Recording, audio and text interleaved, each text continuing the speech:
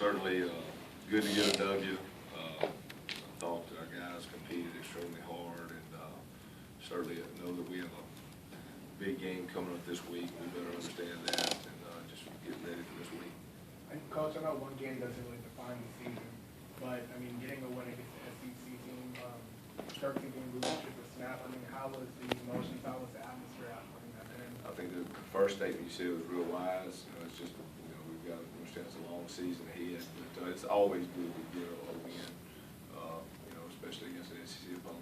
But I think we enjoyed it that night. I think it was fun. It was a fun night, and certainly I think as players and coaches we enjoyed it. But we're going to move on now and get ready for our next game. This is the biggest game of the season. The next one.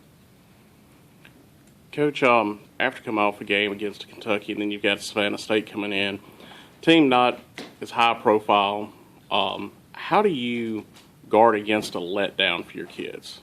Well, I'll tell you, one thing we'll talk about, Lanny. One thing that football has taught me is you better be ready every week, and that's something that we have to do. And again, as a coaching staff, we were up here late last night. We spent just as much time, maybe more on Savannah State, because I think you have to live it not only as a player but as a coach, and we know we got to be ready. Coach, what did you, being able to come back like you guys did against Kentucky, what did you learn about your team? That's really, really proud of the guys. I tell you that,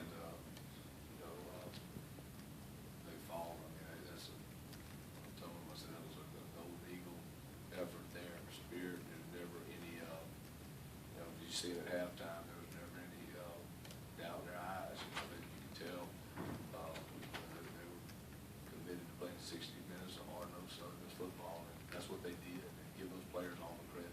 That they did it, and again, just an impressive performance by those guys. Coach, did you make any adjustments at halftime in terms of tinkering with scheme? We did, Tim. Yeah.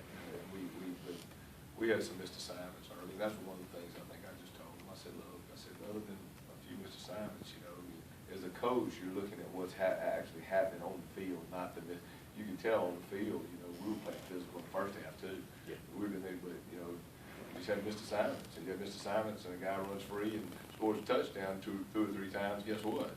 That scoreboard ain't gonna look good, And so, but the reality is, we were playing hard. We played hard for 60 minutes. So that, as a coach, that's what you're proud of. The guys gave great effort and cleaned that up in the second half, and just great effort by the players. Coach, you always preach assignment football. How do you feel like you guys are doing assignment football?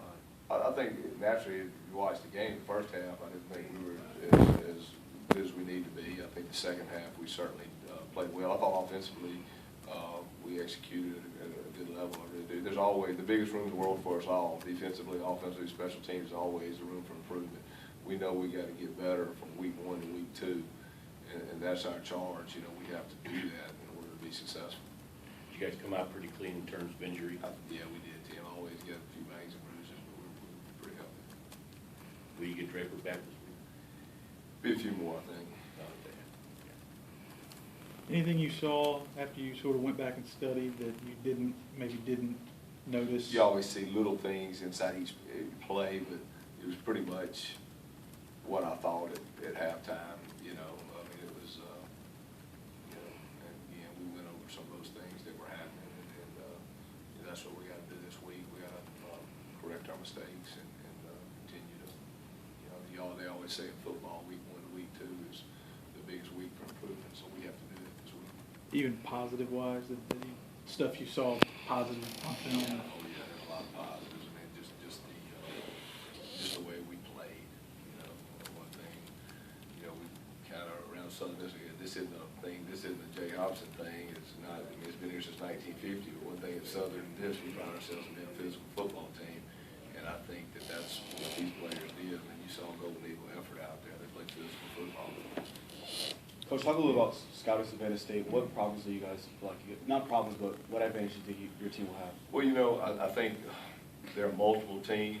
They give you a lot of different looks, and that's something they're going to make us prepare for, and that's something as a coach gotta get ready and prepare for a lot of different things.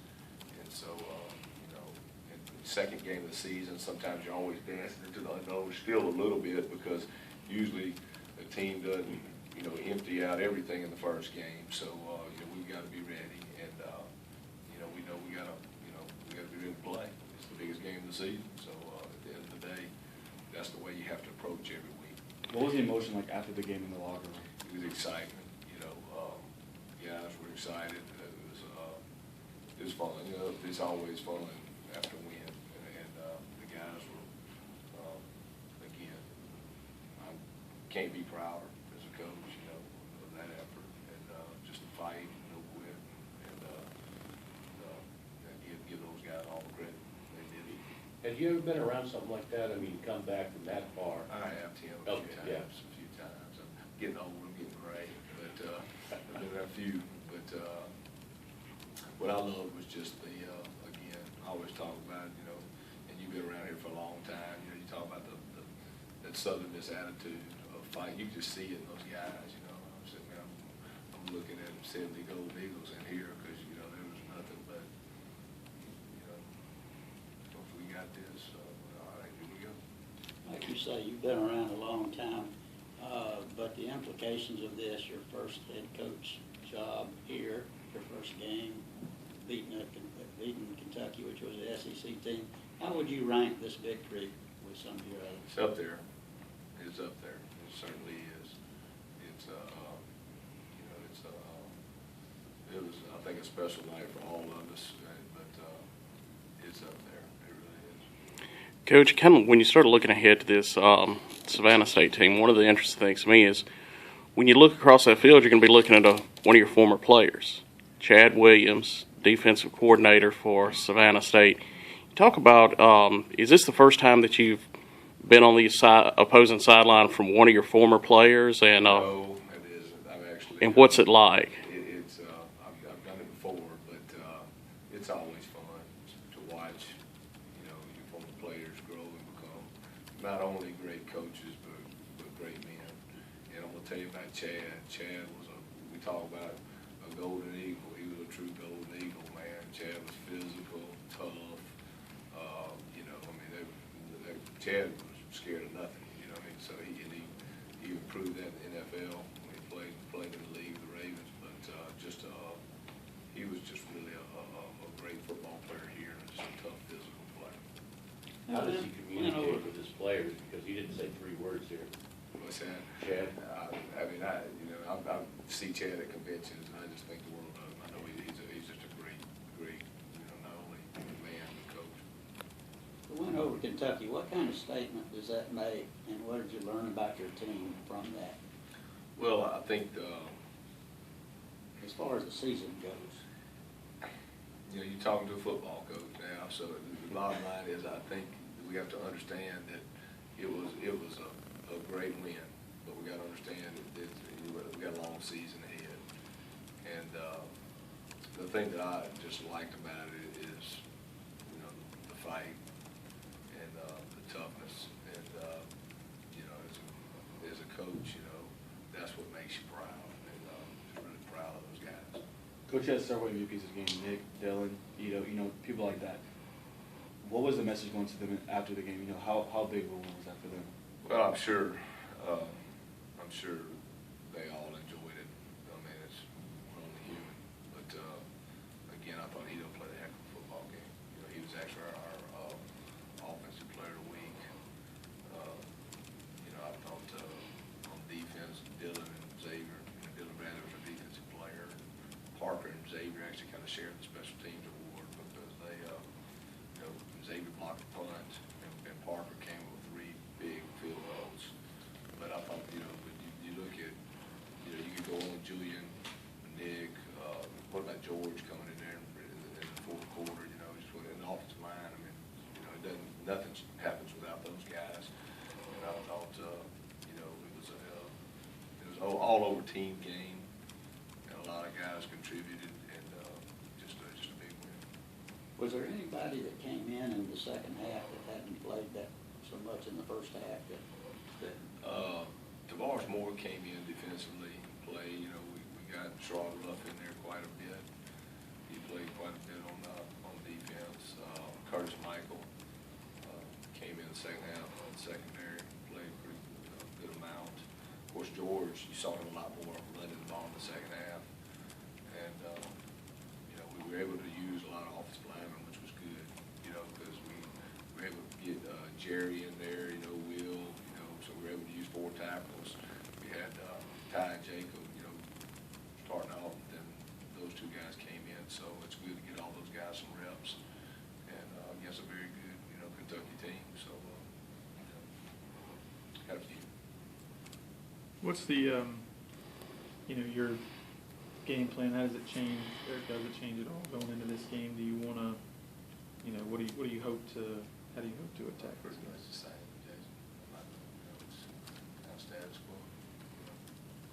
Turning point, that big pass play right before the half. I think it's huge, yeah, it's a big play. I think Isaiah's catch and Nick's pass right there at halftime was really a big, big play. And I think that, if I had to say there was a play of the game, yeah, that would be it for sure. What about Nick's confidence? I mean, do you ever see it waver even with him? Yeah, that's what you gotta love about him. You know, he's got that mentality, that win. He's kind of like that. Talking to Coxie, I said he's kind of got like that tough, that Brett Favre mentality. You know, just give him the ball. You know, and next time out, and he's the thing you love about him. He's got a, you know, he's gonna move on to the next play, and he's gonna fight every play. Big weekend, obviously. You know, for months and months and months, we talked about your return to Southern Miss, but going out onto the field here at the Rock for the first time as the head coach, just. Well, it's just, I mean, anytime you play in the Rock, it's just a special occasion. I think that's, you know, it's just special. Coxie and I were talking about it over there, about some of the games, and he said, what's your most memorable one? I said, I don't know, I can't. I said, of course, TCU was a fun night. Then I started saying the Oklahoma State game, the NC State game, and I said, there's another game or 2, and I said, you know, it's just great. I don't know if you can name one, but there's a lot of, it's just a great environment, and just, you know, I know the players are excited to be home, and just looking forward to having the fans out and packing the Rock, and we know what a special environment it is when it's a packed house. Anything else for Coach? Coach, thank you.